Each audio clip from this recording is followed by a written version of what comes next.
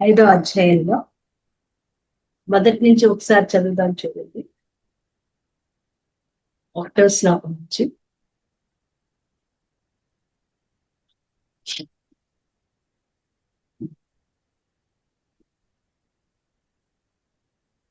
ఓం శ్రీకృష్ణ పరబ్రహ్మణే నమః. శ్రీమద్భగవద్గీత అథ పంచమోధ్యాయః. కర్మ సన్యాసయోగః. అర్జున ఉవాచ సన్యాసం కర్మణాం కృష్ణాం పునర్యోగం చ శంససి యచ్ఛ్రేయయేతయోగం తన్మే బ్రూహి సునిశ్చితం. శ్రీ భగవానువాచ సన్యాసః కర్మయోగశ్చ నిశ్రేయసకరావుభౌ తయోస్తు కర్మ సన్యాసాత్ కర్మయోగో విశిష్యతే. జ్ఞేయస్య నిత్య సన్యాసీ యో న ద్వేష్టి న కాంక్షతి నిర్ద్వంద్వో హి మహాబాహో సుఖం బంధాత్ చ్యతే. సాంఖ్యయోగౌ పృథక్ బాలాః ప్రవదంతి న పండితాః ఏకమప్యాస్థితః సమ్యక్ ఉభయోర్విందతే ఫలం.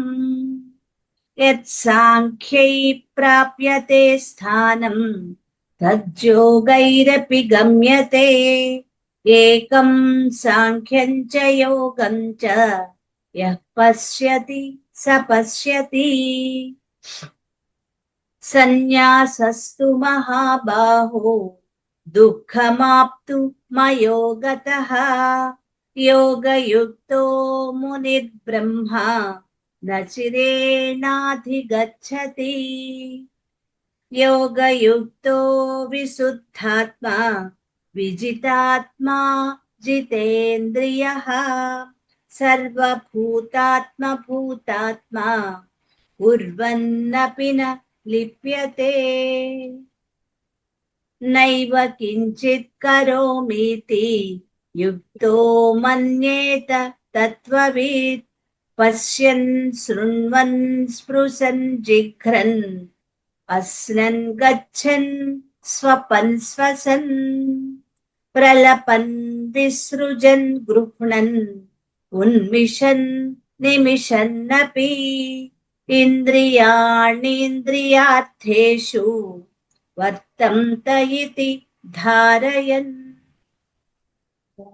ఇంతవరకు మనం నిన్న చెప్పుకున్నాము. తర్వాత చూడండి 10వ శ్లోకం. బ్రహ్మణ్యాధాయ కర్మాణి సంగం త్యక్త్వా కరోతి యః లిప్యతేన స పాపేన పద్మపత్రమివాంభసా. తర్వాత శ్లోకం చూద్దాం. 8, 9 కొద్దిగా కష్టంగా ఉంటాయి కానీ మిగిలిన శ్లోకాలు తేలిగ్గానే. కాయేన మనసా బుద్ధ్యా కేవలైరింద్రియైరపి యోగినః కర్మ కుర్వంతి సంగం త్యక్త్వాత్మ శుద్ధయే. 7వ శ్లోకం నుంచి నిన్న 7లో మొదలు చెప్పుకుంటూ అప్పుడు మనం ఆపుకుందాం. యోగయుక్తో విశుద్ధాత్మ విజితాత్మా జితేంద్రియః. సర్వభూతాత్మ భూతాత్మా కుర్వన్నపి న లిప్యతే. కోరికలు బుద్ధిలో అవి కోరికలు.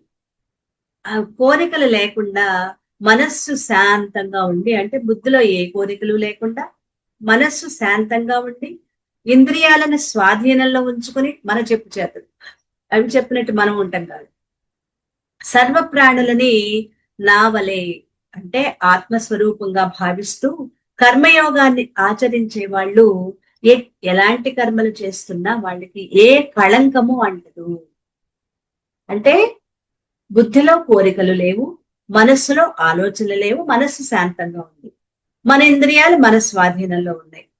అందరినీ నాలాగానే చూస్తున్నాను.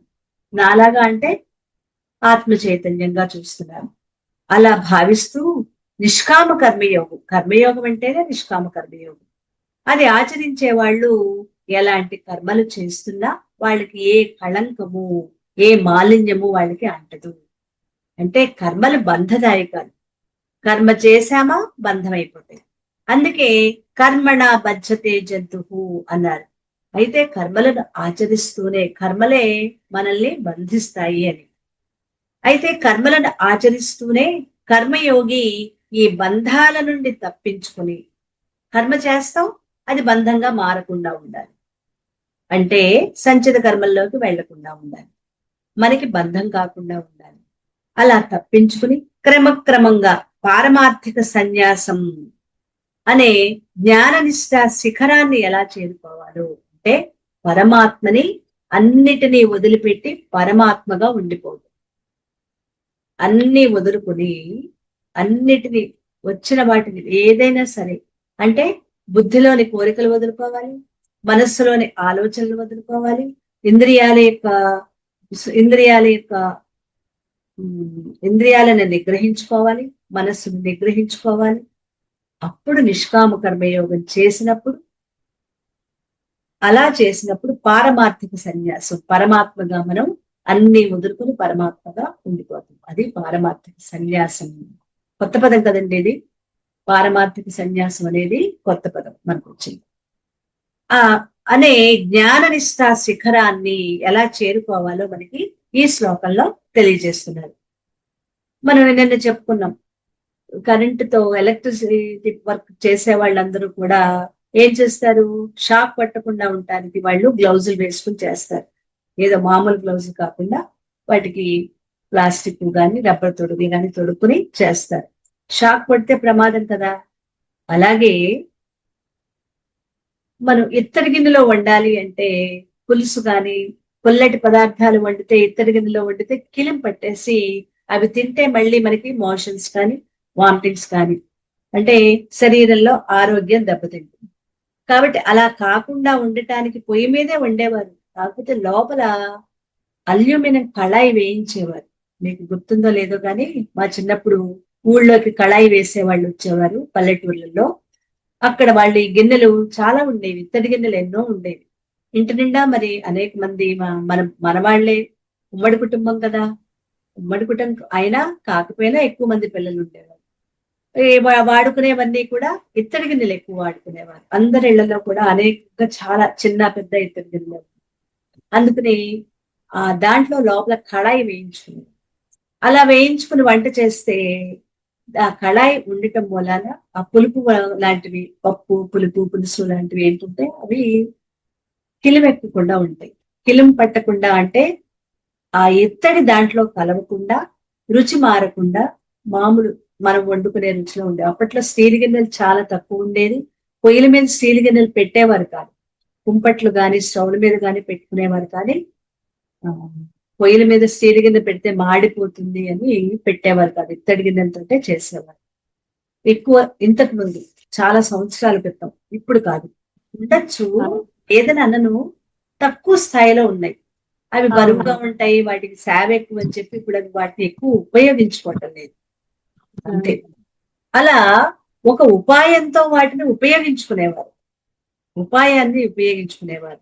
అలా కర్మయోగం ద్వారా, అంటే కర్మయోగి సర్వాత్మ జ్ఞాన సిద్ధిని పొంది ఆ జ్ఞాన ప్రభావంతో కర్మలు చేస్తే ఆ కర్మలు బంధమై కూర్చోవు. కర్మలు బంధం కాకుండా ఉండే ఉపాయం ఇక్కడ చెప్తూ, కర్మయోగం ద్వారా అంటే నిష్కామ కర్మయోగం ద్వారా మనలో ఏ ఏ మార్పులు కలుగుతాయో, ఆంతరింగికంగా ఎలాంటి వికాసం పరివర్తన మనలో కలుగుతుందో శాస్త్ర ప్రమాణంతో ఇక్కడ స్థిరపరుస్తూ చెప్తున్నాడు భగవానుడు. కర్మబంధాలు అంటకుండా ఉండాలి అంటే నిర్మల హృదయం ఉండాలి. నిర్మల అంటే మాలిన్యం లేకుండా, కల్మషాలు లేని స్వచ్ఛమైన హృదయం ఉండాలి. మనో నిగ్రహం ఉండాలి. మనస్సు నిగ్రహించబడి ఉండాలి. పరిగెత్తుకోకూడదు. బయటకు ఇష్టం వచ్చినట్టు పరిగెత్తి దాన్ని తెచ్చుకోవడానికి పాటలు పట్టం. ఎందుకంటే మనో నిగ్రహం ఉంటేనే మనం మన మీద మనకి ఒక భరోసా అనేది ఉంటుంది. అలాగే ఇంద్రియ నిగ్రహం. ఇంద్రియాలు బయట నుంచి అనేక విషయ వస్తువులను సేకరించి తీసుకొచ్చి మనసుకి అందిస్తాయి. ఆ మనసు ఏం చేస్తుంది? వాటిని తీసుకెళ్లి బుద్ధికి చెప్తుంది. బుద్ధి విశ్లేషించి ఇది పనికొస్తుంది, ఇది పనికిరాదు, దీన్ని ఉపయోగించుకుంటాం, దీన్ని వద్దు అని చెప్పి విశ్లేషణ చేసి మనసుకు చెప్తే, మనసు ఇంద్రియాల నుంచి తెచ్చిన విషయాలని వాటిలో అవసరమైన వాటిని మాత్రమే ఉపయోగిస్తుంది. అక్కర్లేని తీసుకొచ్చిన విషయాలను వదిలేస్తుంది. అది ఇంద్రియ నిగ్రహం అంటే. ఇప్పుడు మనో నిగ్రహం, ఇంద్రియ నిగ్రహం. మనసు గొర్రెల్లాగా పరిగెత్తుకుంటూ వెళ్ళిపోకుండా ఆలోచించి అవసరమైనంత వరకే ముందుకు వెళ్ళటం, లేనంత వరకు అక్కర్లేదు అనుకున్న దాన్ని అక్కడ వదిలేయటం. మనో నిగ్రహం, ఇంద్రియ నిగ్రహం. అలా చేస్తూ ఆ రెండూ పాటించినప్పుడు సర్వత్రా ఆత్మదర్శనం. మూడోది అతి ముఖ్యమైనది, అంతటా ఉన్నది పరమాత్మ ఒక్కటే. అందరిలో, అంతటా, అన్ని జీవుల్లో ఉన్నది పరమాత్మ తప్ప మరి ఇంకేమీ లేదు. నిన్న దీనికి ఒక మన సాధన కూడా చెప్పుకున్నట్లున్నాము, సర్వత్రా పరమాత్మ దర్శనం. ఇది కొద్దిగా కష్టమే. అంటే ప్రయత్నం ఒకళ్ళతో ఇద్దరితో మొదలు పెడతాం, అందరితో మనం చెయ్యలేము. కానీ ఒకళ్ళిద్దరితో స్టార్ట్ చేసి మనకి ఎదురుకుండా మన కుటుంబ సభ్యులు అవ్వచ్చును, స్నేహితులు అవ్వచ్చును, పక్కింటి వాళ్ళు అవ్వచ్చును, వాళ్ళని చూసిన తర్వాత వాళ్ళ నామరూపాలని చూడండి. ఇప్పుడు మన టీవీలో ఎవరైనా కొన్ని ముఖాలు కనిపించకుండా ఉండాలంటే వాళ్ళు ఫేస్ మీద ఒక గీతలు గీతలు వచ్చినట్లుగా ముఖం కనిపించకుండా చేస్తారు చూసారా? మన మనస్సుని అలాగా కప్పేట్లుగా ఆ ముఖాన్ని, నామాన్ని రెండింటిని తీసేస్తే ఆ ఎదురుకుండా ఉన్నది నేనే, ఎవరో కాదు, అక్కడ ఉన్నది కూడా నేనే. అప్పుడు నేను అంటే ఆత్మ చైతన్యాన్ని, అక్కడ ఉన్నది కూడా ఆత్మ చైతన్యం లేదు. ఈ సాధన సర్వత్రా ఆత్మ దర్శనానికి ఈ సాధన ఉపయోగపడుతుంది. కానీ ఒక్క రోజులో మనకి చేయలేం కాబట్టి ఒక్కొక్కళ్ళని అలా పెంచుకుంటూ పెంచుకుంటూ మనం ఈ సాధన మనం చెయ్యగలం. అలాగే ఒక కుక్క వెళ్తుంది, ఆ కుక్కలో ఉన్నది కూడా పరమాత్మే. నేను గొప్పదాన్ని, ఆ కుక్క అల్పమైంది అని మనం భావించక్కర్లా, అందులో ఉన్నది కూడా పరమాత్మే. కాబట్టి దాని నామాన్ని, రూపాన్ని తీసేసి అక్కడ ఉన్నది కూడా నేనే. ఒక చిన్న పురుగు ఉంది, అందులో ఉన్నది కూడా నేనే. చీమ ఉంది, చీమలో కూడా నేనే ఉన్నా. నేనంటే ఆత్మ చైతన్యం ఉండబట్టే కదా ఆ జీవులు కదులుతున్నాయి, ఆహారాన్ని సేకరించుకుంటున్నాయి, మనలాగా జీవక్రియలు వాటికి జరుగుతున్నాయి. అంటే అందులో ఆత్మ చైతన్యం ఉంది. ఆ ఆత్మ చైతన్యం ఏదో కాదు, అది కూడా నేనే. ఇలా చెప్పుకుంటూ చెప్పుకుంటూ ఒక్కొక్క దానిని కూడా మనతో ఆపాదించుకుంటూ అందులోని ఆత్మ చైతన్యాన్ని గ్రహించే ఒక సాధన.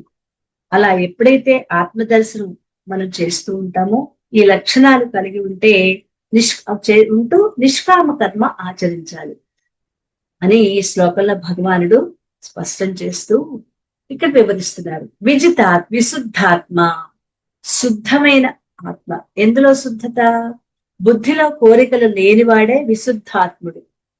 అంటే విపరీతమైన కోరికలు తేనె తుట్టలాగా తేనె పట్టు ఉంటుంది. ఒక రాయి వేస్తే దాంట్లో ఎన్ని లేస్తాయో, మనలో ఒక రాయి పడగానే ఆ తేనె పురుగులు ఎన్ని బయటకు వస్తాయో అలా మనలో అన్ని కోరికలు ఉంటాయి. దాన్ని కదిపామా ఎన్ని కోరికలు ఉంటాయి. అసలు బుద్ధిలో ఏ కోరికలు లేనివాడే విశుద్ధాత్ముడు. బుద్ధి శాస్త్ర జ్ఞానంతో నిండి ఉన్నప్పుడు, ఏ శాస్త్రం? ఆత్మజ్ఞాన శాస్త్రం ఇప్పుడు మనం నేర్చుకుంటుంది. ఈ శాస్త్ర జ్ఞానంతో నిండి ఉన్నప్పుడు అప్పుడు మనకు అనిపిస్తుంది ఈ జగత్తు కేవలం మిథ్య. మనం దక్షిణామూర్తి స్తోత్రంలో చెప్పుకున్నాం కదా, మిథ్య అంటే ఏంటో. జగత్తు ఉందా లేదా, ఉన్నట్లా లేనట్లు, ఉన్నట్లుగా అనిపిస్తుంది.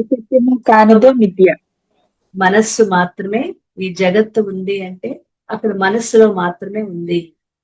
ఎందుకంటే ఇలాంటివి కూడా మనం తెలుసుకున్నప్పుడే, వీటిని అన్వయించుకున్నప్పుడే మనకు అర్థమవుతుంది. ఒక్కసారిగా మనస్సు ఉందా లేదా, ఈ జగత్తు లేదు అనగానే మనం ఒప్పుకోం.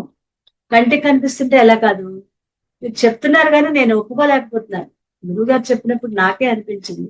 అప్పుడు గురువు గారితో కూడా అడిగాను, కనిపిస్తోంది కదండి, జగత్తు కనిపిస్తోంది, దాన్ని ఏమో నేను అనుభవిస్తున్నప్పుడు అది లేదు అని నేను ఎలా అనుకోగలుగుతాను అని ఇప్పుడు చెప్పారు. ఇంకొద్దిగా శ్లోకాలకి ముందుకు వెళ్తూ ఉంటాము, అప్పుడు ఇంకొద్దిగా వివరణ ఎక్కువగా వచ్చినప్పుడు మీకు అర్థమవుతుంది. ఒక్కసారిగా చెప్పినప్పుడు అర్థం కాదు. ఆ తర్వాత వివరించారు గురువు గారు. కొద్దిగా అర్థమైనట్లుగా అనిపించింది. కానీ తర్వాత శ్లోకాలలో వివేక్ చూడమని ఇంకా అనేక వివరించినప్పుడు ఇప్పుడు అవగాహనలోకి వచ్చింది. మనకైనా అంతే, ఒక్కసారి చెప్పగానే అది అర్థం కాదు. అర్థం కాదు కదా, నాకెందుకు అని మాత్రం వదిలేదు. మెల్లగా అర్థమవుతుంది. ఈ జగత్ అయితే కేవలం మిథ్య. ఇందులోని వస్తువులు గాని, విషయాలు గాని, భోగాలు కానీ మనిషికి శాశ్వతమైన ఆనందాన్ని ఇవ్వలేదు. ఆనందం కొద్దిగా ఉంటుందేమో గాని శాశ్వతమైన ఆనందం ఇందులో ఏది ఇవ్వదు. ఇవి అలా ఇవ్వదని స్థిర నిశ్చయం కలుగుతుంది. మనంతట మనకే కలుగుతుంది. అది ఎవరు బయట చెప్పేవాది కూడా కాదు.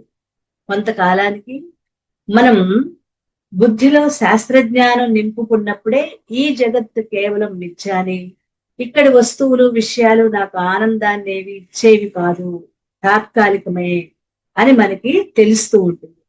అది స్థిర నిశ్చయం కలుగుతుంది. పైగా ఈ కోరికల వల్ల పరమాత్మ వైపు చేసే ప్రయాణానికి ఆటంకం కలుగుతుంది. ఎటువైపు పరమాత్మ? తూర్పు వైపు పరమాత్మ.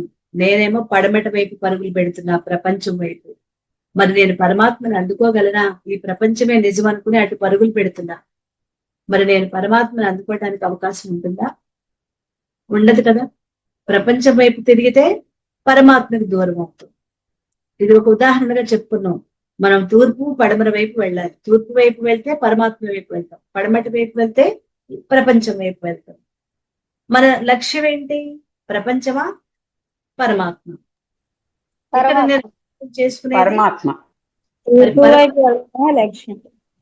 వైపు వెళ్ళే తూర్పు వైపు వెళ్ళాలంటే ప్రపంచాన్ని వదిలిపెట్టాలి.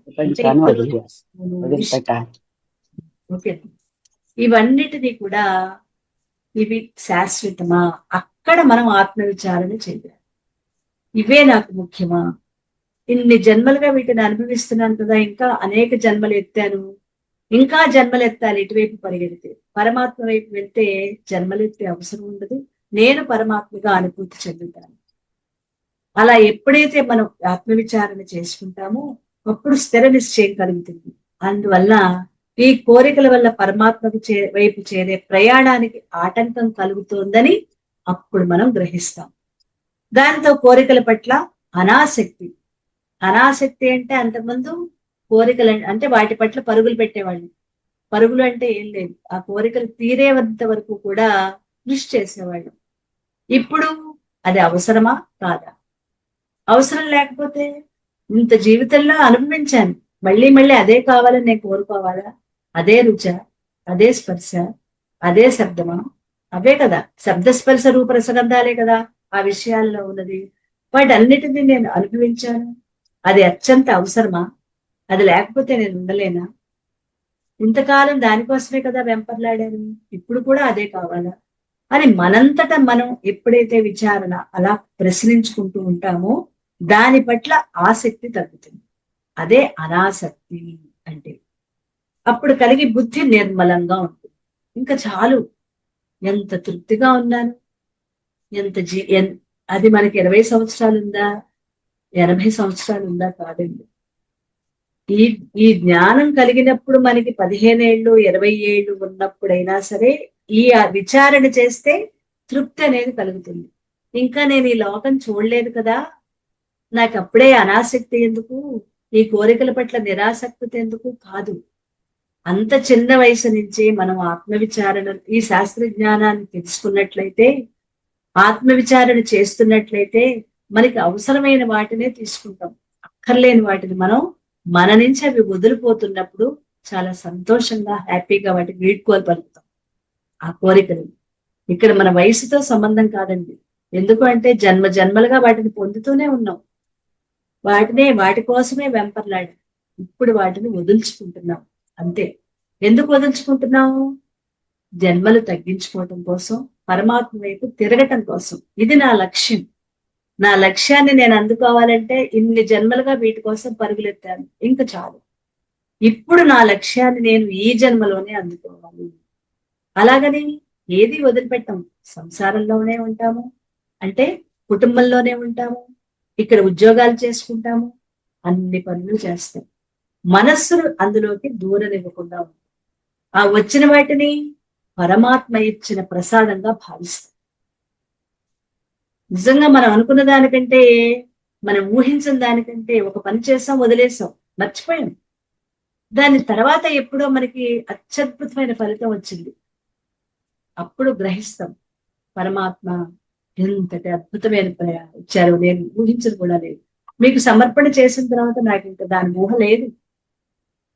నేను అనుకుంటే, నేను కోరుకుంటే కొద్దిగా వచ్చునేమో, నువ్వు ఇచ్చావు కదా, అందుకే నాకేం కావాలో అదే నువ్వు ఇచ్చావు. ఆ భావన అది మనం పెంపొందించుకోవటం. అప్పుడు బుద్ధి నిర్మలంగా ఉంటుంది. ఇంకా దీనివల్ల ఏమవుతుంది, విజితాత్మ, కోరికలు తుడిచివేయబట్టం వల్ల అంతరంగంలో ఎలాంటి సంక్షోభాలు ఉండవు, అలజడులు అనేవి ఉండవు. ఏ అలజడులు, ఆందోళనలు, నిరాశ, నిస్పృహ లాంటివి ఏవి కూడా ఉండవు. అప్పుడు మనస్సు ప్రశాంతంగా ఉంటుంది. అదే విజితాత్మ. మనస్సు ప్రశాంతంగా ఉండటం అదే మనో నిగ్రహం కూడా. ఇకపోతే జితేంద్రియ, ఎవరైతే విశుద్ధాత్ముడు, విజితాత్ముడు అవుతాడో అతడు తన ఇంద్రియాలని తన స్వాధీనంలో ఉంచుకుని వాటిని సరైన మార్గంలో నడపగలుగుతాడు. విశుద్ధాత్ముడు, విజితాత్ముడు బుద్ధిని, మనస్సుని తన స్వాధీనంలో ఎప్పుడైతే ఉంటుందో అప్పుడు తన ఇంద్రియాలు కూడా తన స్వాధీనంలో ఉంటాయి. అలా ఉంచుకుని వాటిని సరైన మార్గంలో నడపగలుగుతాడు. ఇంద్రియాలకు దాసుడై వాటి వెంట పడిపోకుండా వాటిని నిగ్రహించి వాటి పోకడలని అరికడతాడు. జిత్ ఇంద్రియ, ఇంద్రియాలను జయించిన వాడినే జితేంద్రియుడు అంటారు. ఇంద్రియాలను జయించడం అంటే వాటి పట్ల పరిగెత్తకుండా ఉండటం. అవి కావలసిన వాటి వరకు తీసుకుంటాం, అక్కర్లేని వాటిని జోలికి మనం పరిగెత్తక్కర్లేదు. ఇది ఇంద్రియ నిగ్రహం. జితేంద్రియ అంటే ఇంద్రియ నిగ్రహం. అదే విజితాత్ముడు అంటే మనోనిగ్రహం. విజితాత్ముడు అంటే మనోనిగ్రహం. విశుద్ధాత్ముడు అంటే బుద్ధిలోని కోరికలని వదులుచుకోవడం. అంటే బుద్ధిని మన అధీనంలో ఉంటుంది, మనస్సు మన అధీనంలో ఉంటుంది, ఇంద్రియాలు మన అధీనంలో ఉంటుంది. అని ఇలా విశుద్ధాత్ముడై ఇక్కడ బుద్ధి దండాన్ని, విజితాత్ముడై మనోదండాన్ని, జితేంద్రియుడై వాగ్దండాన్ని, వాక్కు అనే ఈ దండాన్ని ధరించడంతో అతడు త్రిదండి అవుతాడు. త్రిదండి ఎవరికి అంటారు ఈ త్రిదండి అని? పరివ్రాజకులు, సన్యాసులకి త్రిదండి అనేది వస్తుంది. ఏంటి త్రిదండి అంటే?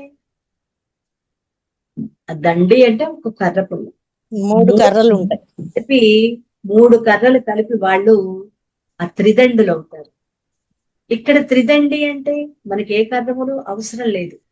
బుద్ధి దండాన్ని, విశుద్ధాత్ముడై బుద్ధి దండాన్ని, విజితాత్ముడై మనోదండాన్ని, జితేంద్రియుడై ఇంద్రియ దండాన్ని, ఈ మూడిటిని అంటే వాగ్దండాన్ని, వాక్కుని అరికట్టడం. వాక్కు మన అధీనంలో ఉంది, ఇంద్రియాలు మన అధీనంలో ఉండటం, వాటిని ధరించటంతో త్రిదండి అవుతాడు. ఇది త్రిదండి అంటే అదే. బుద్ధిని అదుపులో ఉంచుకుంది. బుద్ధిలోని కోరికల పట్ల పరిగెత్తకుండా వాటిని విశ్లేషణ చేసి ఎంతవరకు తనకు అవసరమో అంతవరకే. కోరికలు ఉంటాయి, కోరికలు బుద్ధిలోనివి, వాటిని ఎంతవరకు అవసరమో అంతవరకే, మిగిలిన వాటిని వదిలిపెట్టడానికి కూడా ధైర్యం ఉన్నవాడు. మనమైతే వదిలిపెట్టాం, ప్రతి కోరిక తీర్చుకోవాలి. అంటే మనము అనే మాటకి ఏంటంటే ఇంకా విశుద్ధాత్ముడు కాకుండా ఉన్నంత వరకు సామాన్యంగా అదే నాకు చాలు అన్నది. విజితాత్ముడు అంటే మనస్సుని అదుపులో పెట్టుకోండి, మనోనిగ్రహం. అలజళ్ళు ఎప్పుడైతే బుద్ధిలో కోరికలు తగ్గుతాయో మనస్సులో అలజళ్ళు తగ్గుతాయి. ఒకదానికొకటి ఇంటర్లింక్స్ ఉన్నాయన్నమాట. బుద్ధి అదుపులో ఉందా మనసులో అలజళ్ళు తగ్గుతాయి. కోరిక తగ్గితే అలజళ్ళు తగ్గుతాయి కదా, ప్రశాంతత ఏర్పడుతుంది. అప్పుడు మనోనిగ్రహం ఏర్పడుతుంది.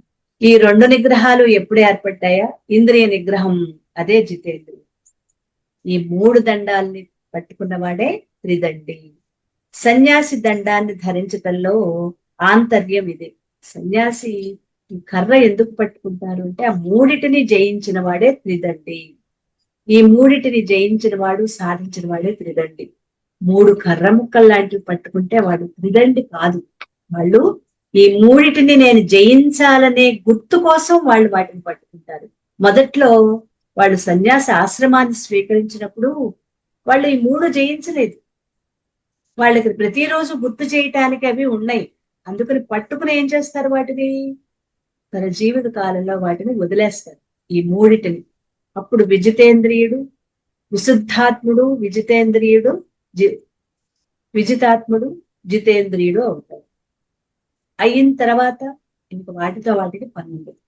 లేకపోయినా వాళ్ళు తన శరీరం వదిలిపెట్టేంత వరకు కూడా వాటిని ధరిస్తూ ఉంటారు. ఇక్కడ పరివ్రాజకుడు అంటే 3 రోజులు ఒక చోట మించి ఉండని వాళ్ళని పరివ్రాజకుడు అంటే తిరుగుతూ ఉంటారు.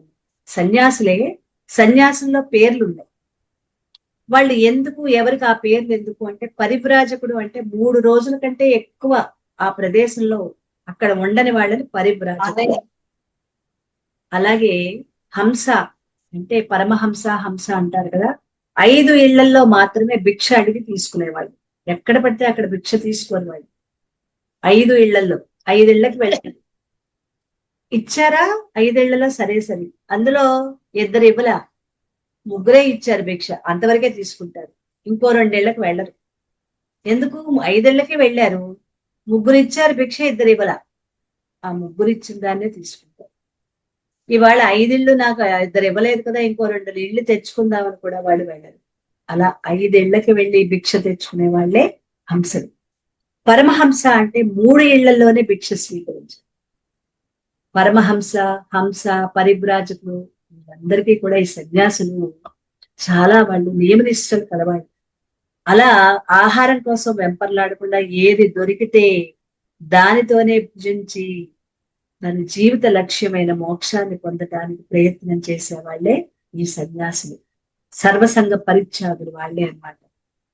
అంటే విశుద్ధాత్ముడు, విజితాత్ముడు, జితేంద్రియుడు అయిన మహాత్ముడు తానొక్కడే ఆత్మస్వరూపుడు అని భావించడు. నేను మాత్రమే ఇవన్నీ సాధించాను కాబట్టి నేనే ఆత్మస్వరూపాన్ని అని భావించడు. అన్ని భూతాలను అంటే మనుష్యులు, జంతువులు, పక్షులు, క్రిమికీటకాలు, చెట్లు అన్నిటినీ కూడా ఆత్మరూపంగానే భావిస్తాడు. ప్రతిదీ ఆత్మ చైతన్యం. ఇందాక మనం దీనికి సాధన చెప్పుకున్నావా? నామరూపాలు తొలగించి అది నేనే. ఈ సాధనే మనం చెప్పుకున్నది. ఈ విశుద్ధాత్ముడు, విజితాత్ముడు, జితేంద్రియుడు ఎటువంటి సాధన చేస్తున్నాడో అది మనం ఇప్పటి నుంచే ఆ సాధనని మనం మొదలు పెట్టడం కోసం మనం ఏమనుకున్నాం, ప్రతి దాంట్లో కూడా నేనే ఉన్నాను అనే భావన, దాన్ని మనతో కలుపుకోవాలి.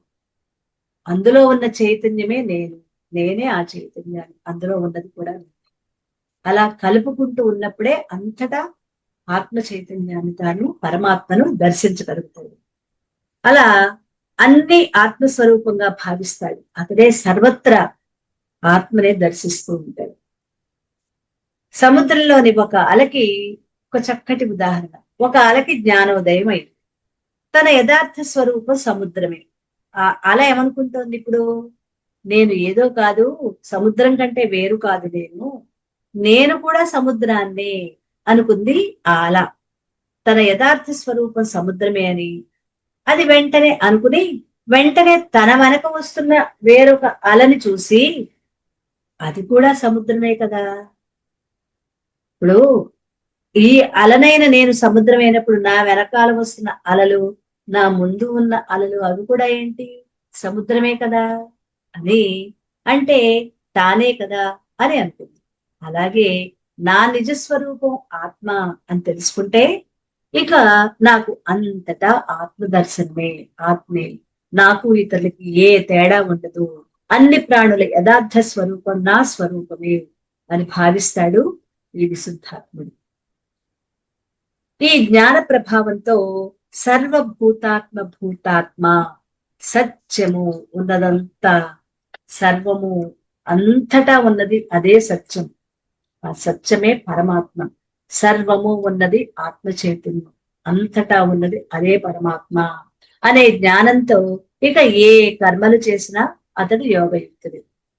అంతటా నేనే ఉన్నాను అనుకున్నప్పుడు ఎటువంటి కర్మలు చేస్తాడు? ఎటువంటి కర్మలు చేస్తాడో మనకి అవగాహన అవుతుంది. మంచిగా యోగ చేసేవన్నీ అతను ఆత్మ చైతన్యం అనుకున్నప్పుడు ఆత్మ చైతన్యం అంటే ఇంక చెడు ఇంకేముండదు, అన్ని ప్రేరణ నిష్కామ చేస్తుంది. అతనికి ఏ కళంకాలు, కర్మల యొక్క కళంకాలు ఏవి కూడా అంటుకోవు. అతనికి ఏ కర్మఫలాలు రావు, బంధకరం కూడా కాదు. ఇదే కర్మలు చేస్తూనే బంధాల నుంచి తప్పించుకుని పారమార్థిక సన్యాసం, ఇందాక మొదట్లో చెప్పుకున్నాం కదా ఈ పదాన్ని, పారమార్థిక సన్యాసం అని, అనే జ్ఞాన నిష్ఠా శిఖరాన్ని చేరుకునే ఉపాయం. ఇలాంటి కర్మయోగి కర్మలు చేసేటప్పుడు అతని అంతరంగంలోని భావనలు ఎలా ఉంటాయో 2 శ్లోకాల ద్వారా చెప్తున్నారు. మనం ఇదే కదా, మనం ఈ 2 శ్లోకాలు నేర్చుకోవాలి అనుకున్నాం కదా.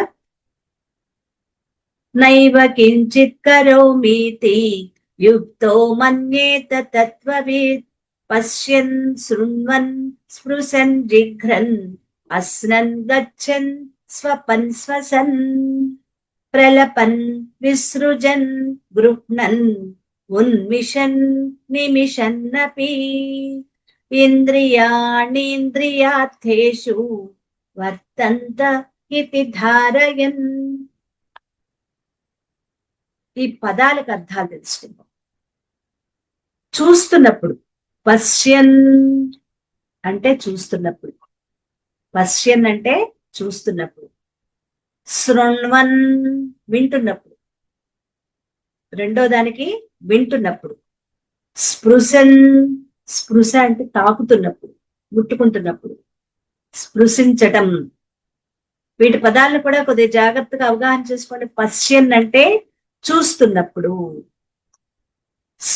శృణ్వన్ శృణ్వన్ అంటే వింటున్నప్పుడు, స్పృశన్ తాకుతున్నప్పుడు, స్పర్శించినప్పుడు, జిఘ్రన్ అంటే వాసన చూస్తున్నప్పుడు, వాసన చూస్తున్నప్పుడు, అస్నన్ తింటున్నప్పుడు, గచ్చన్ నడుస్తున్నప్పుడు, స్వపన్ స్వప్నం అన్నమాట, స్వప్నం అంటే నిద్రపోతున్నప్పుడు, స్వపన్ నిద్రపోతున్నప్పుడు, శ్వసన్ శ్వాసించుతున్నప్పుడు, ఉచ్ఛ్వాస నిశ్వాసలు జరుగుతున్నప్పుడు, అంటే నిరంతరం ఎప్పుడూ కూడా. ఎలా చూస్తున్నప్పుడు, వింటున్నప్పుడు, తాకుతున్నప్పుడు, వాసన చూస్తున్నప్పుడు, తింటున్నప్పుడు, నడుస్తున్నప్పుడు, నిద్రపోతున్నప్పుడు, శ్వాసిస్తున్నప్పుడు అని వీటి అర్థం. ఇంకా ఇంతేనా, ఇంకేమైనా ఉన్నాయా? ప్రలపన్ మాట్లాడుతున్నప్పుడు, ప్రలపన్ అంటే మాట్లాడుతున్నప్పుడు, విసృజన్ వదిలిపెడుతున్నప్పుడు, మలమూత్రాలను విసర్జించుతున్నప్పుడు, విసృజన్ విసర్జించుతున్నప్పుడు, మలమూత్రాలను విసర్జిస్తున్నప్పుడు, అలాగే గృహణన్ పట్టుకున్నప్పుడు, దేన్నైనా పట్టుకోవడం చేతులతోనే కాదు, దాన్ని మనం తీసుకుని దాన్ని మనం దాంతో ఎక్కువ పని చేస్తున్నప్పుడు పట్టుకున్నప్పుడు గృహణన్. ఉన్మిషన్ కనురెప్పలు వేసి తీస్తున్నప్పుడు, ఉన్మిషన్ కనురెప్పలు మనకి తెలియకుండానే కనురెప్పలు వేసి తీస్తూ ఉంటాం కదా, కంటిరెప్పలు అసంకల్పితంగా జరుగుతూ ఉంటుంది, మనకి గుర్తు కూడా ఉండదు కంటిరెప్పలు వేసి తీయటం. అలాంటప్పుడు కూడా వేసి తీస్తున్నప్పుడు, నిమిషన్నపి నిరంతరం ఆ తత్వవిధుడు ఇంద్రియాలు ఆయా విషయాలలో, ఇంద్రియాలు ఆయా విషయాల్లో ప్రవర్తిస్తున్నాయి అని గ్రహించుకుని నేను మాత్రం ఏమీ చేయటం లేదు అని భావిస్తాడు. ఇన్ని పనులు జరుగుతున్నప్పుడు కూడా, అంటే నిరంతరం మనకి ఎన్ని పనులు జరుగుతున్నాయి, చూస్తున్నాం, ఇంకా వింటున్నాం, తాకుతున్నాం, వాసన చూస్తున్నాం, తింటున్నాం, నడుస్తున్నాం, నిద్రపోతున్నా, శ్వాసిస్తున్నా, మాట్లాడుతున్నా, మల విసర్జన చేస్తున్నా, పట్టుకున్నా, కనురెప్పలు వేసి తీస్తున్నా, ప్రతి క్షణం అనుక్షణం తత్వవిధుడు. తత్వవిధుడు అంటే ఆత్మజ్ఞానం పొందినవాడు. ఇంద్రియాలు ఆయా విషయాలలో పనిచేస్తున్నప్పటికీ ప్రవర్తిస్తున్నాయి, ఆయా విషయాల్లో అవి ప్రవర్తిస్తున్నాయి అని గ్రహించి నేను మాత్రం ఏం చేయట్లా. ఇంతకుముందు మనం చెప్పుకున్నాం, విడిపోయాడు అనమాట, జీవభావం మాత్రమే పెట్టుకుని జీవుడు చేస్తున్నాడు. తను చూస్తున్నాడు, తింటున్నాడు, పడుకుంటున్నాడు, శ్వాసిస్తున్నాడు, పట్టుకుంటున్నాడు, మల విసర్జన చేస్తున్నాడు, తాగుతున్నాడు, నడుస్తున్నాడు, నిద్రపోతున్నాడు. ఇది జీవుడు చేసుకున్నాడు, నేనేం చేయ. ఇది ఈ 2 శ్లోకాల యొక్క భావం అన్నమాట. అని తాను అకర్తగా ఉంటాడు. మరొక్కసారి వీటికి ఆ అర్థాలు చెప్తాను, మీరు ఆ పక్కన రాసుకుంటా పర్వాలేదు. పశ్యన్ అంటే చూస్తున్నప్పుడు, శృణ్వన్ వింటున్నప్పుడు, స్పృశన్ తాకుతున్నప్పుడు అంటే ముట్టుకున్నప్పుడు, జిఘ్రన్ వాసన చూస్తున్నప్పుడు,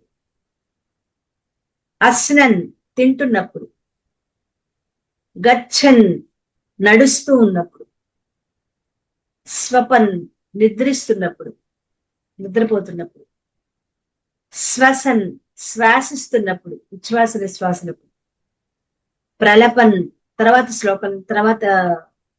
9వ శ్లోకంలో మొదటి పదం ప్రలపన్ మాట్లాడుతున్నప్పుడు, విసృజన్ మల విసర్జన బయటికి పంపిస్తున్నప్పుడు, మల విసర్జన చేస్తున్నప్పుడు, గృహణన్ పట్టుకున్నప్పుడు, ఉన్మిషన్ నిమిషన్ నపి కనురెప్పలు వేసి తీస్తున్నప్పుడు అంటే నిరంతరం.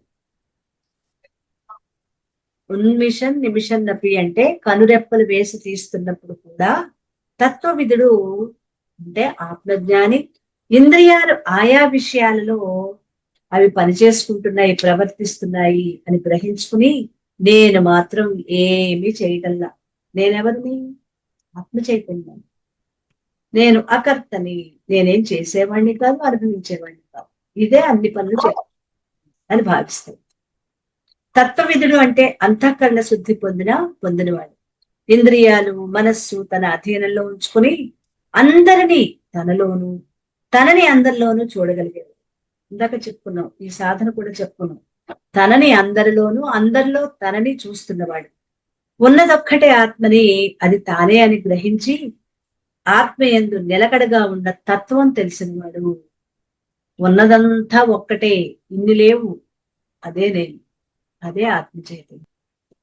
అలా తనని తాను ఆత్మగా తెలుసుకున్నవాడు, తనలోని జీవభావాన్ని వాడు.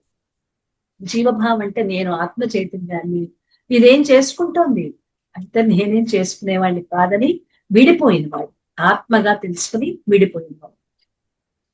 అలాంటి తత్వవిధుడు యోగయుక్తుడై అంటే నిష్కామకరమ యోగాన్ని ఆచరిస్తున్నప్పుడు ఎలా వ్యవహరిస్తాడు?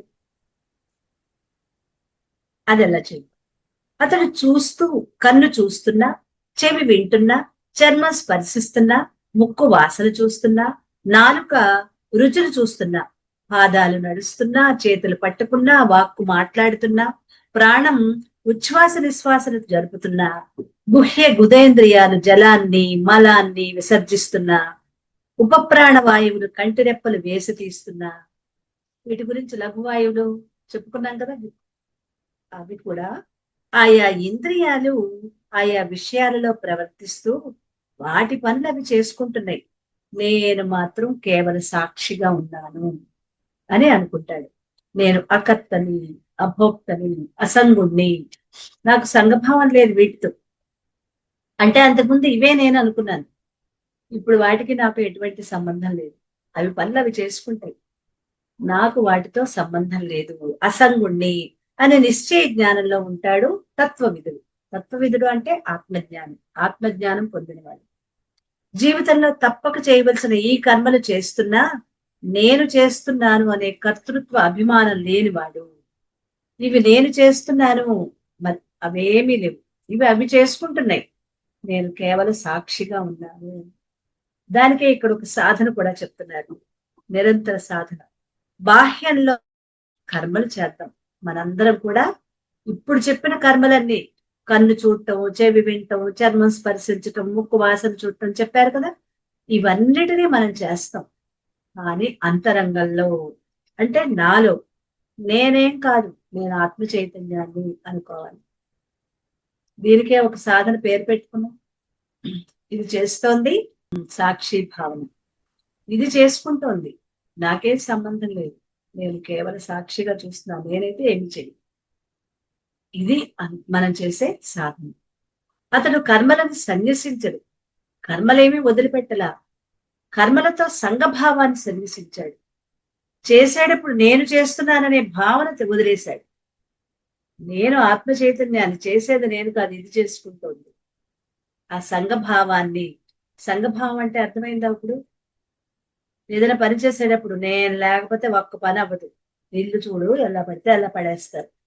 2 రోజులు బయటికి పనుల మీద తిరిగితే ఇల్లు చూశారు, ఎంత చెత్త కుప్పలా డస్ట్బిన్లకు పనిచేసేసారు అని తిట్టుకుని వాటన్నిటిని తీసి సర్ది ఇంకా మనం మాట్లాడుతూనే ఉంటాం. నేను లేకపోతే ఇది లేదు అది లేదు అని చెప్పి తిట్టుకుంటూ విసుక్కుంటూ అది అది లేకుండా చేసుకొని నాతో ఏం సంబంధం, ఇది నాకా, అది వాళ్ళది కూడా కదా, చేసుకో. ఇంకేం భావన ఉండదు అక్కడ, కానీ పని చేస్తారు. ఇవన్నీ పాడు చేస్తారు కదా, చేస్తారు మరి. వాళ్ళు మరి పిల్లలు పెద్దలు వాళ్ళకి ఇవన్నీ అలవాట్లేదు కాబట్టి వాళ్ళు ఇలాగే చేస్తారు. చేసుకొని ఇది ఉందిగా చేయటానికి, నేనైతే ఏం చేయను, ఇది ఉందిగా అది చేస్తుందిలే. ఇప్పుడు సంఘభావం ఎక్కడుంది మీకు? ఇప్పటిదాకా నేనే చెయ్యాలనుకున్నాం, ఇప్పుడేమనుకున్నాం, విడిపోయి ఇది చేస్తుందిలే. వాళ్ళకి తెలియదు కాబట్టి వాళ్ళు అలా వదిలేసిపోయారు. ఇంట్లో పిల్లలు పెద్దలు ఓ 2 రోజులు నాకు దీనికి తీరిక అవ్వలేదు, దీనికి కుదరలేదు కాబట్టి ఇవన్నీ ఇలా ఉన్నాయి. ఇప్పుడు ఇదే చేసుకుంటుంది, నేనైతే ఏం చేయను, నేను అలా చూస్తూ ఉంటాను. అటువంటి సమయంలో కూడా విడిపోవు. అక్కడ అది ఎంత క్లిష్ట పరిస్థితుల్లో కూడా గుర్తు పెట్టుకుని విడిపోవాలి. ఇది చేస్తోంది, నేను చేస్తుంది. సాధన కష్టమే కదండి, అంత తేలిక చెప్పుకున్నంత తేలిక కాదు. ఎందుకంటే లోపల నుంచి కోపం చిరాకు తన్నుకొచ్చేస్తాయి. కష్టపడి అన్ని చేస్తుంటే ఇలా అనుకోవటం ఎక్కడ అవుతుంది, కష్టమే. అందులో ఉద్యోగాలు చేస్తున్నా, బయటకు వెళ్ళి పని చేస్తున్నా, 1-4 సార్లు బయటకు తిరుగుతున్నా పనుల మీద, అవి అవ్వక, ఇంట్లో పనులు అవ్వక ఇంకా కోపం వచ్చేస్తుంది. అక్కడే మన మీద మనం వర్క్ చేస్తాం. అక్కడే ఆ సంయమనం అక్కడ పాటించాలి. అప్పుడు సంఘభావాన్ని వదిలిపెడతామా, పట్టుకుంటామా, నేనే చేస్తున్నానా అని. ఎందుకంటే ఈ విషయాలు మనకి ఎవరు చెప్పరు. ఎక్కడైనా ఇంతవరకు, ఇంత జీవిత కాలంలో ఎవరైనా ఈ విషయాలు మనకి వివరించి చెప్పారా? ఇలా వదిలిపెట్టమని చెప్పారా? నువ్వు వేరు ఈ దేహం వేరని చెప్పారా ఎవరైనా? ఏం లేదు మండి, ఎప్పుడు చెప్పలేదు. నాకు తెలిసింది, అవును కదా, నేను వేరు కదా, నేను ఆత్మ చైతన్యాన్ని కదా, ఇది నేను తెచ్చుకున్నది కదా, కాబట్టి ఇది ఉన్నంత వరకు ఇది పనులు చేసు, నేను దూరిపోకు, నేను వెళ్ళిపోయి నేనే చేస్తున్నాను నేనేమి చేయను. నాకు అసలు చేసే పనే లేదు, ఏమీ లేదు, ఏమీ లేదు. నేను చూస్తాను, ఇది చేసుకుంటాను. ఇది ఎలా చేసుకుంటుంది? ఆత్మ చైతన్యం నుంచి శక్తిని తీసుకుని చేసుకుంటుంది. ఇది జడమే, ఇంద్రియాలు దేహం ఇవన్నీ జడమే, కానీ ఆత్మ చైతన్యంలో శక్తిని తీసుకుని ఇవి చేసుకుంటుంది. ఎటువంటి సంబంధం లేదు. ఇది సంఘభావం. ఇది చెప్పుకున్నంత తేలిక కాదు, కానీ ఇప్పుడు మనం తెలుసుకుంటున్నాం కాబట్టి అటు దిశగా ఆ దిశగా సాధన చేయటానికి ప్రయత్నించాలి. రోజుకు 1-2 సార్లతో మొదలు పెడతాం, దాన్ని మెల్లగా పెంచుకుంటాం. ఈ సంఘభావం సాధన అంతా నేనే చేస్తున్నాననే భావనని తొలగించుకునే సాధన. కోపం వస్తుంది, ఉక్రోషం వస్తుంది, దుఃఖం వస్తుంది, ఏడుపు వస్తుంది కదా, ఎవరికి వస్తుంది ఏడుపు? నాకా? దీనికి ఇది ఏడుస్తుంది, చెయ్యలేక ఏడుస్తుంది. చిన్నపిల్లలు చూడండి, పక్క వాళ్ళు ఏడిస్తే ఎలా చూస్తారో, వాళ్ళ అక్క ఏడుస్తుంటే తమ్ముడు చంటి పిల్లడు అలా చూస్తాడు. ఇప్పుడు మనం అలా చూడాలన్నమాట దీన్ని. వాళ్ళ అక్క పాపం వాడు ఎప్పుడు ఏడవని వాడిలాగా, వాళ్ళ అక్క ఏడుస్తుంటే పిల్లాడు వాళ్ళ అక్కను అలా చూస్తాడు. మనం అలా రెండుగా విడిపోయి దీనికి వచ్చిన ఉక్రోషాన్ని, బాధని, దుఃఖాన్ని అలా చూసి విడదీసుకోవటం మొదలు పెడితే కష్టమే, కానీ చెయ్యగలం. ఎందుకంటే తెలుసుకుంటున్నాం కాబట్టి, అలా విడిపోవాలని తెలుసుకుంటున్నాం కాబట్టి చేయగలమండి. ఇవాళ మనం తెలుసుకున్నాం. నిన్నటి వరకు మనం ఇతరుల మీదే నిందలు వేసేవాళ్ళం. వాళ్ళల్లా ఉన్నారు, వీళ్ళల్లా ఉన్నారు, వాళ్ళు మారటం లేదు, నేనెందుకు చెయ్యాలి, వాళ్ళు చేస్తే చేయగలేదు, నేను చేస్తే వచ్చిందా, ఇలాంటి మాటలతో మనల్ని మనం మభ్య పెట్టుకున్నాం. నేను ఆత్మ చైతన్యం అని తెలుసుకోలేకపోయాను. అందరినీ ఒకే ఘాటను కట్టేసి అదే నేను అనుకున్నాం. ఇప్పుడు నాకు అర్థమవుతుంది, వాళ్ళు కూడా ఆత్మ చైతన్యమే, కానీ వాళ్ళు తెలుసుకోలేకపోతున్నారు, నేను ఇప్పుడు తెలుసుకుంటున్నాను. మరి తెలుసుకున్న నేను ఎలా ప్రవర్తించాలి? వాళ్ళతో పాటు అలాగే వెళ్ళిపోవాలా? నాకు నేను సాధన చేసుకోవాలా? నన్ను మళ్ళీ నేను మనం మార్చుకోవాలి. ఎప్పటికైనా తప్పదు. ఈ జన్మ కాకపోతే ఇంకొక 100 జన్మల తర్వాత అయినా వాళ్ళు ఈ మార్గంలోకి వచ్చారు. మనం ఇప్పుడు తెలుసుకుంటున్నాం కాబట్టి ఇప్పుడు సాధన చేస్తున్నాం. వాళ్ళ నుంచి మనం దూరం అవుతాం, పర్వాలేదు. దూరం అయినంత మాత్రాన సంఘభావం ఉండదండి. అందరితో కలిసే ఉంటాం, ఎక్కడికి వెళ్ళం. వాళ్ళు చెప్పే మాటలు మునుపు మనకి చాలా హుషారుగా ఉండేవి. ఇప్పుడు ఆ మాటల్లో ఏ పసా లేదని చెప్పి మనకు అర్థమైపోయింది. అందులో ఏమీ లేదు, అవేమీ నాకు అక్కర్లేదు. కానీ సంఘంలో ఉన్నాం కాబట్టి వాళ్ళతో కలిసిమెలిసి ఉంటాం, అంతవరకు. కష్టమే, ఇప్పుడే చెయ్యాలి. ఎక్కడ కష్టమో అక్కడే మొదలెట్టాలి. ఇప్పుడు అదే చెప్తున్నాను, అప్పుడే వస్తుంది. కోపం, దుఃఖం అన్నీ వస్తాయి, ఉక్రోషం చాలా వస్తాయి. వచ్చినప్పుడే మనం గ్రహించుకోవాలి. మీరు అన్నది కరెక్టే. ఇండివిజువల్ గా ఒక్కళ్ళు ఉన్నప్పుడు కష్టమేం కాదు, చాలా తేలిక ఇవన్నీ చేయటం. అలాంటి సిచ్యువేషన్ లోనే అందరూ ఉన్నప్పుడే అప్పుడు చేసుకోవటమే. ఇది నా సాధన, వాళ్ళతో నాకు సంబంధం లేదు. వాళ్ళు మునుపు అలాగే ఉన్నారు, ఇప్పుడు అలాగే ఉంటారు, తర్వాత కూడా అలాగే ఉంటారు. కానీ మారేది నేను. నేను మారుతున్నాను కాబట్టి నేను మాత్రమే మార్చుకోవాలి, నేను మాత్రమే సాధన చేయాలి. నాకు వాళ్ళతో ఎటువంటి సంబంధం లేదు. ఇంట్లో ఇద్దరమే ఉన్నప్పుడు చేసే సాధన కంటే ఎక్కువ మందిలో ఉన్నప్పుడు చేసే సాధన క్లిష్టమైన సాధన అది. అక్కడే మన సత్తా తెలుస్తుంది, ఎంతవరకు జారిపోకుండా ముందుకు వెళ్ళగలము. ఇంకా జారిపోతున్నప్పుడు మళ్ళీ ఏదో ఒకటి గట్టిగా పట్టుకుని మళ్ళీ పైకి లేచి మళ్ళీ సాధనకి ముందుకు వెళ్ళగలం. దుఃఖపడుతున్నప్పుడు కూడా ఇది దుఃఖపడుతోంది, దీనికి బాధ వచ్చింది, ఇది దేహం కదా, ఈ జీవుడు ఏడుస్తున్నాడు, ఆత్మ చైతన్యమైన నాకే దుఃఖం లేదు చూడండి, అప్పుడు వెంటనే ఆ దుఃఖం కూడా పోతుంది. ఎప్పుడు గుర్తించడమే, అక్కడ గుర్తించగానే విడిపోతాం, విడిపోగానే ఆ దుఃఖం అనేది పోతుంది. అవును, ఎంతకాలం అలాగే బాధపడ్డారు, ఇప్పుడు కూడా బాధపడతారు. బాధపడాల్సిన అవసరం ఉందా? అది వాళ్ళ సహజ స్వభావం. ఇప్పుడు ఒక సాధువు నీళ్లలో కొట్టుకుపోతున్న తేలుని తీసుకెళ్లి అలా తీసి గట్టి మీద పెడతారు, పాపం అది కొట్టుకుపోతుంది. దాని సహజ స్వభావం ఏంటి? కొట్టడం. పాపం చేయి పెట్టాడు, పుట్టింది, తీసుకెళ్లి గట్టు మీద పెట్టాడు. ఆ గట్టు మీద జారి మళ్ళీ నీళ్లలో పడింది, పాపం మునిగిపోతుందని మళ్ళీ చేయి పెట్టాడు, చేయి పెడితే చేతి మీదకి ఎక్కింది, ఇంకోసారి పుట్టింది, మళ్ళీ పైన పెట్టాడు. శిష్యుడు చూసా, పక్కనున్న అతను చూసి అన్నాడు, అది కుడుతున్నప్పుడు ఎందుకయ్యా దాని చేతి మీద ఎక్కించుకుని పైకి పెడతావు, వదిలేయచ్చు కదా అంటే, అది మునిగిపోతోంది, కుట్టడం దాని స్వభావం, రక్షించడం నా స్వభావం. అది కుట్టింది కదా అని చెప్పి నేను రక్షించడం మానేను. చూద్దాం ఎన్నిసార్లు ప్రయత్నం చేస్తుందో అన్నిసార్లు కుట్టని. ఆ తర్వాత నా దగ్గర ఏదో పసరు మందు వేసుకుంటాను, తర్వాత విషయం. దాన్ని రక్షించడం నా ధర్మం కాబట్టి నేను రక్షిస్తున్నాను. అది అనటం వాళ్ళ స్వభావం. ఇది ఏదో పడుతూ ఉంటుంది, లేస్తూ ఉంటుంది, కాబట్టి ఇది కూడా పట్టించుకోదు. అర్థమైపోయింది కదా దీనికి కూడా, ఇది వేరు నేను వేరు కదా, ఇప్పుడు నేను అనుకోవాల్సిన అవసరం.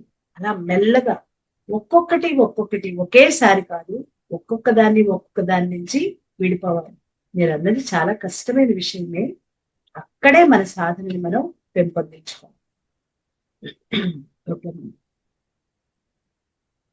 ఇద్దరు, ఒక గురువు దగ్గర శిష్యులు ఇద్దరు ఉన్నారు. ఇక్కడ సన్యాసి శిష్యులు అంటారు కానీ కాదు, ఇద్దరు శిష్యులు, ఇద్దరు బ్రహ్మచారులే.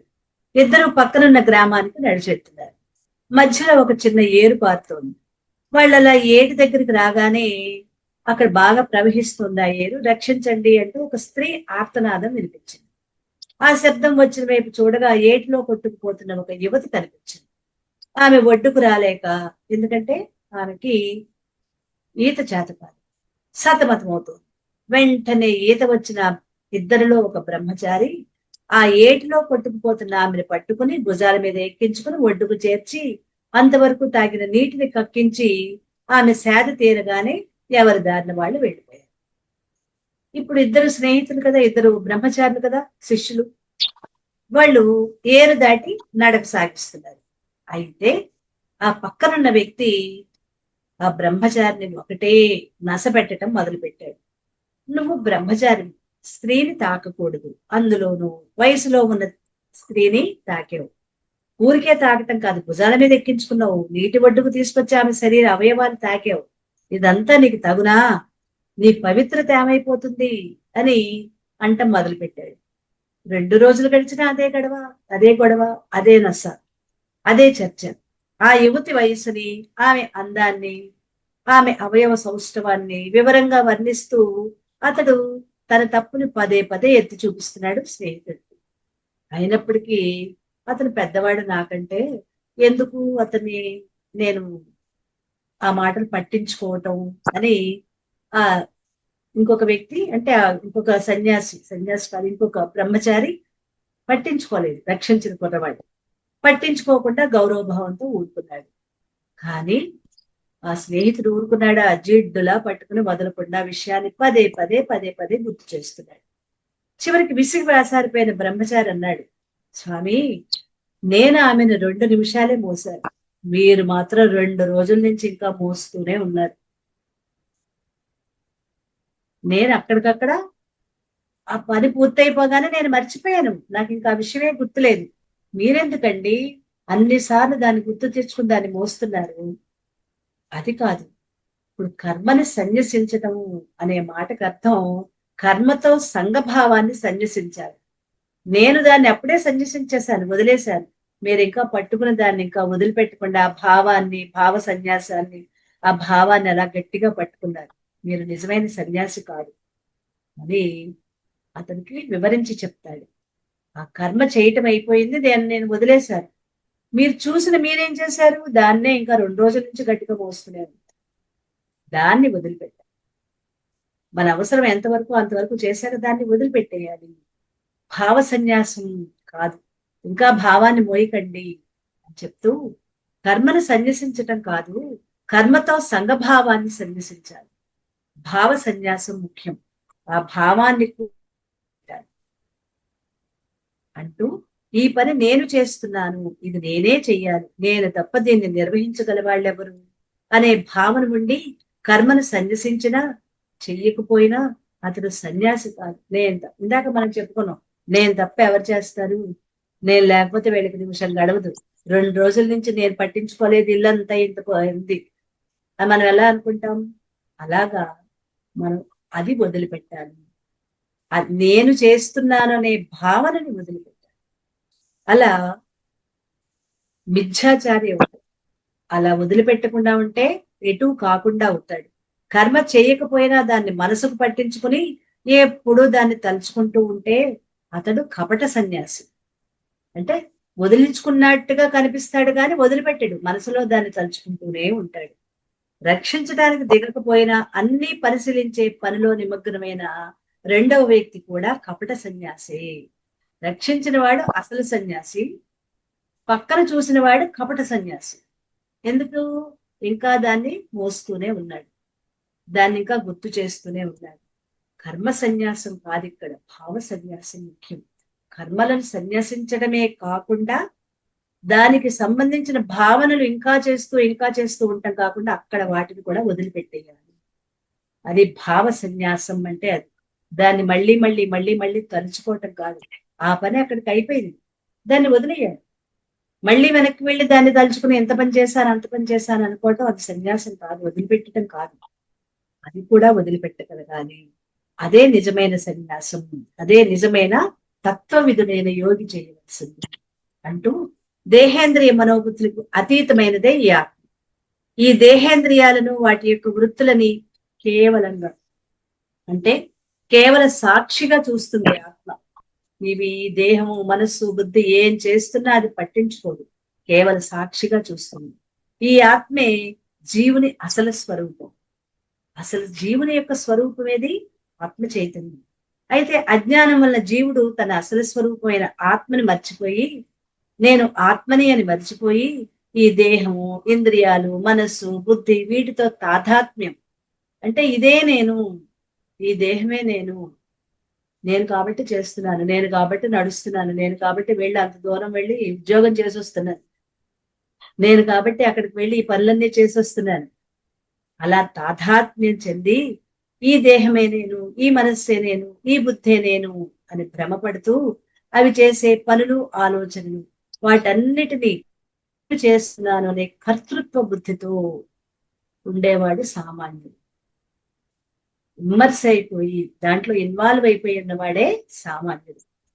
ఎవరైతే శాస్త్ర విషయాలను సద్గురువు ద్వారా శ్రవణం చేసి విని మనన చేసి నిధిధ్యాసల ద్వారా గట్టిపరుచుకుంటారో వాళ్ళు తత్వవిధుడు. అటువంటి తత్వవిధుడు తన అజ్ఞానాన్ని తొలగించుకుని, అజ్ఞానం అంటే నేను ఈ దేహం అనే భావనను తొలగించుకుని నేను ఆత్మనని, ఈ దేహేంద్రియ మనోబుద్ధులు నాకంటే వేరుగా ఉన్నాయి, ఇవి కాదు నేను, ఈ దేహము మనస్సు బుద్ధి ఇవి కాదు, ఇది నేను తెచ్చుకున్న పరికరాలు. మొదటి నుంచి ఆ మాట చెప్పుకుంటాం మనం. అవి చేసే పనులతో సంకల్పాలతో నాకు ఎటువంటి సంబంధము లేదు. ఇంద్రియాలు వాటి వాటి పనుల్లో ప్రవర్తిస్తున్నాయే కానీ ఆత్మనైన నేను ఏం చేయట్లా. ఇంద్రియాలు వాటి వాటి పనుల్లో ప్రవర్తిస్తున్నాయి, అవి వాటికి పనులు ఉన్నాయి, నాకే పని లేదు. ఆత్మనైన నాకే పని ఉంది? నాకే పని లేదు. నేను ఆ ఇంద్రియ వృత్తులను చూసే కేవల సాక్షిని అని నిర్ణయించుకుని ఎలాంటి వికారాలు అంటే సుఖ దుఃఖాలు లేకుండా ఉండిపోతాడు. అతడు ఎప్పుడూ తన అఖండ ఆనందంలో ఉండిపోతాడు. ఆత్మవిధుడు తను పూర్తిగా ఆనంద స్వరూపుడు. అది నిరంతరం గుర్తు చేసుకుంటుంది ఆత్మ చైతన్యం. ఇది యోగయుక్తుడైన తత్వవేత్త ఈ ప్రపంచంలో వ్యవహరించే తీరు. సామాన్య సాధకుడు ఇలాంటి భావన రావటానికి, మీరంతా బాగా చెప్పారండి, మరి మాలాంటి వాళ్ళు ఇలాంటి భావన రావటానికి ఎలాంటి శిక్షణ పొందాలి? ఆల్రెడీ వాళ్ళు ఉన్నారు కాబట్టి వాళ్ళకి అర్థమవుతుంది. మాకెలా అర్థమవుతుంది? మేమెలా ఇందులో శిక్షణ పొందాలి అంటే, యోగయుక్తుడైన తత్వవేత్త ఆత్మజ్ఞాని దేహేంద్రియాల ద్వారా ఏ కర్మలు జరిగిపోతున్నా తాను మాత్రం ఆత్మగా కేవల సాక్షిగా ఉంటాడు. మరి సామాన్యుడు అలాంటి స్థితికి ఎలా రావాలి అంటే దాన్ని మనం 10వ శ్లోకంలో రేపు చెప్పుకుందాం. 10వ శ్లోకం చెప్పుకున్నాం, 10, 11 శ్లోకాలు, వాటిని మనం రేపు చెప్పుకుందాం.